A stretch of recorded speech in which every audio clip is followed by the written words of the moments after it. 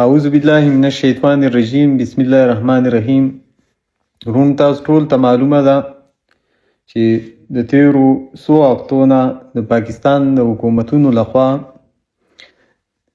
د تیلو په نرخونو کې دوی چې ورته پټرولیم مصنوعات وایي دوامداره اضافه روانه ده. تقریبا قیمتونو کې د اضافې فیصدي چې دا 450% ته ورسېده. ورونو دا د تیلو نرخونه ګرانېدل دا یوازې د دې تیلو پورې محدود نه پاتې کیږي بلکې د ژوند هر اړخ چې کوم دی د دې نه متاثره کیږي. یعنې د تیلو د ګرانۍ سره د ژوند سره تړلي چې څومره هم توکي دي دا به ورسره ګرانېږي. ورونو زموږ خلک د پښتونخوا وطن خلک دا د مخکې نه د خدای جهان چې کوم آفتونه دي مصیبتونه دي دا د دې ریاست لخوا زموږ په خلکو مسلط دي. دهشتګردۍ، پوځي اپریشنونه، بیروزګاري، ګراني، دا داسې شونې دي چې زموږ خلک ورسره هر وخت مخ وي.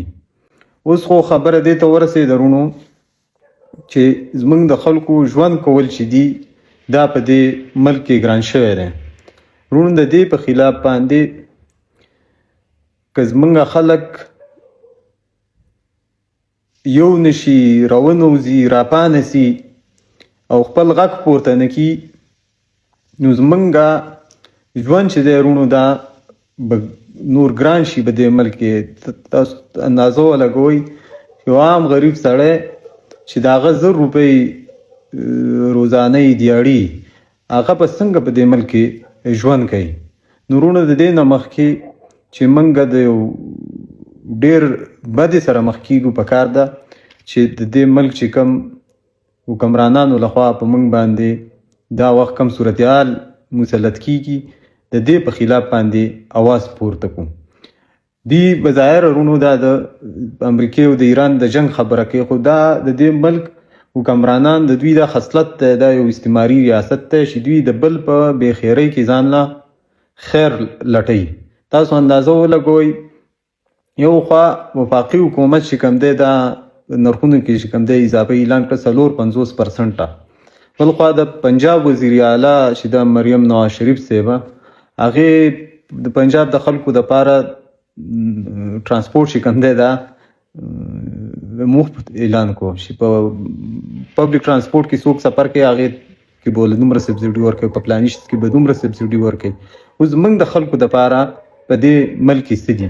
نو ورونو د دې ګرانۍ په خلاف بالخصوص د تیلو په نرخونو کې چې کوم ناروا اضافه ده د دې په خلاف باندې ورونو موږ سبا نه بله ورځ د اتوار په ورځ په خوازخیله کې مټه چوک چې ورته وایي د خوازخیلې په دې کې او د جمعې په ورځ په مټه کې مظاهرې اعلانوو او د سوات ټولو غیرتي ولسونو ته چې د هر طبقې سره د هر ګوند سره د هر فکر سره تعلق دی ورونو او ته خواست کوو چې راشئ د دې ظلم بربریت په خلاف باندې غږ پورته کوئ او د خپلو خلکو ژوند چې دی دا وژغورئ.